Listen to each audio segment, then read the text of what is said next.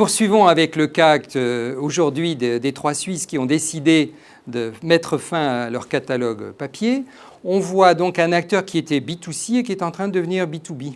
C'est-à-dire que les trois Suisses ont compris une chose très importante, c'est que la plupart des pure players, des marques qui se sont lancées sur les quelques derniers mois ou quelques dernières années, ont besoin de logistique. Que sait faire très très bien les trois Suisses, mais c'est un très très grand logisticien.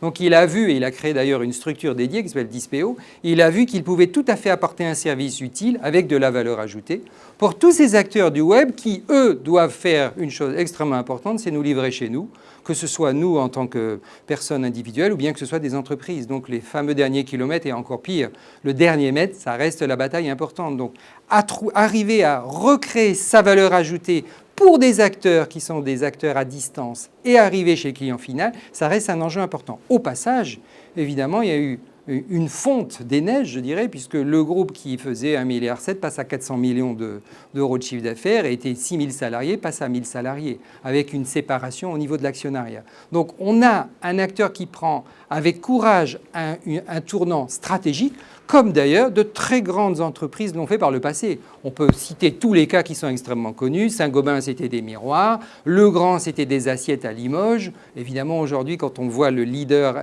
mondial dans l'appareillage électrique qu'il est devenu, c'est que des mutations très très fortes et des véritables ruptures ont été prises. Donc souvent, on a l'intention, on pense qu'on passe du B2B au B2C. C'est possible. Il y a énormément de cas. Urgo, c'était des pansements pour l'hôpital. Aujourd'hui, c'est des pansements pour l'hôpital et qui sont vendus en pharmacie. Donc on est aussi sur ce fameux marché du B2C. Mais on voit aussi l'inverse, passer du B2C vers le B2B. Au passage, on va peut-être perdre du poids, perdre entre guillemets de la taille, mais on va gagner en valeur. Pourquoi? Parce qu'on a retrouvé ce qui est déterminant dans une stratégie d'innovation, l'utilité pour un consommateur ou pour un client.